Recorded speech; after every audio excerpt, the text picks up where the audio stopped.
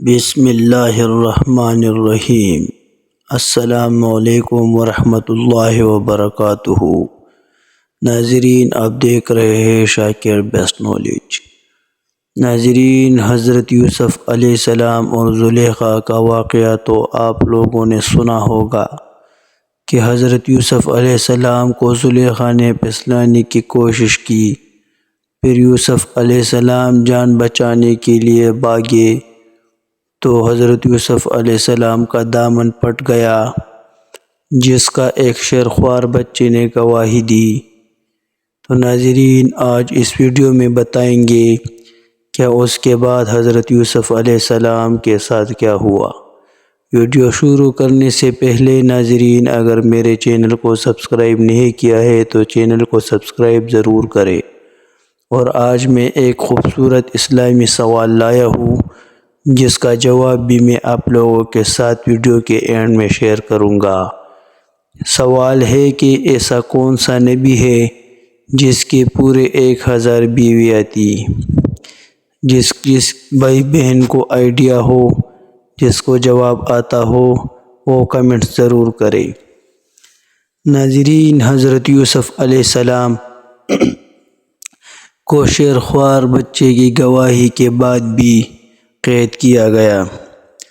Be be Zulaikha نے جب دیکھا کہ اللہ تعالیٰ کی کامل مدد و نصرت حضرت یوسف علیہ السلام کے ساتھ ہے اور اللہ تعالیٰ نے انہیں جیل خانہ میں رہتے ہوئے یہ عالی مقام اور مرتبہ عطا کیا ہے، تو وہ کہنے لگی، واقعہ کھل گیا ہے، میں خود اس امر کا اقرار کرتی ہوں اور اپنا قصور بیان کرتی ہوں کہ واقعی میں نے ہی حضرت یوسف علیہ السلام کو پھسلانا چاہا تھا، اور حضرت یوسف علیہ السلام جو میرے خاوند کے سامنے کہا تھا، یہ عورت مجھے پھسلا رہی تھی، اس بات میں حضرت یوسف علیہ السلام بالکل سچے تھے۔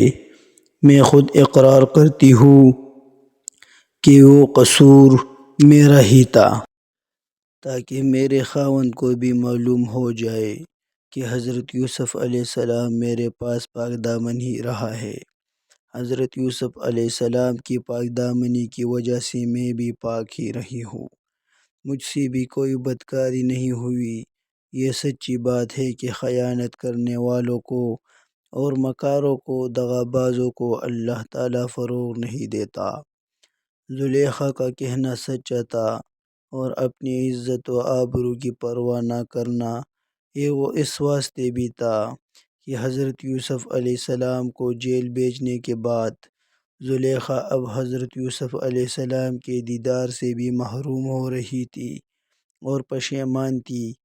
آپ علیہ السلام کے دیدار کے بغیر عشق انتہا کو پہنچ گیا تھا، اس لیے اپنی ذلت اور رسوائی کی پرواہ بھی نہ کی اور معاملہ صاف کر دیا۔ در متعارف میں ہے کہ بادشاہ نے بغیر تخت شاہی کے سب کام حضرت یوسف علیہ السلام کے سپرد کر دیے اور اپنی انگلی سے انگوٹھی نکال کر حضرت یوسف علیہ السلام کی انگلی پر پہنا دی۔ اس وقت آپ علیہ السلام کی عمر مبارک 30 سال تھی۔ حضرت یوسف علیہ السلام نے سب انتظام شروع کر دیا اور مصر کی سرزمین پر حاکم متصرف ہوئے، اور جو مصر بادشاہ تھا وہ بھی فوت ہو گئے۔ حضرت فضیل بن عیاض رحمۃ اللہ علیہ فرماتے ہیں کہ عزیز کی بیوی راستے میں کھڑی تھی، ادھر سے حضرت یوسف علیہ السلام کی سواری نکلی تو بے ساختہ بیوی کے منہ سے یہ بات نکلی کہ الحمدللہ، شان خدا پہ قربان جائیے کہ جس نے اپنے فرمان برداری کی وجہ سے غلاموں کو بادشاہ کر دیا اور نافرمانی کی وجہ سے بادشاہوں کو غلام بنا دیا۔ اس کے بعد بادشاہ نے عزیز کی زوجہ رعیل، جن کو زلیخا کہتے ہیں، کا حضرت یوسف علیہ السلام سے نکاح کر دیا۔ جب آپ علیہ السلام ان سے ملے تو فرمایا، کہو، کیا یہ تمہارے اس ارادے سے بہتر نہیں؟ انہوں نے جواب دیا کہ اے صدیق، مجھے ملامت نہ کرو، آپ علیہ السلام کو معلوم ہے کہ میں حسن و خوبصورتی والی اور دن و دولت والی تھی، میرے خاوند مردمی سے محروم تھے، وہ مجھ سے مل ہی نہ سکتے تھے، اور ادھر آپ کو قدرت نے جس فیاضی سے دولت حسن کے ساتھ مالا مال کیا تھا وہ بھی ظاہر ہے، بس مجھے آپ علیہ السلام ملامت نہ کیجیے۔ کہتے ہیں کہ حضرت یوسف علیہ السلام نے انہیں کنواری پایا، پھر ان کے بطن مبارک سے 2 لڑکے ہوئے جن کے نام افراہیم اور منشا تھا۔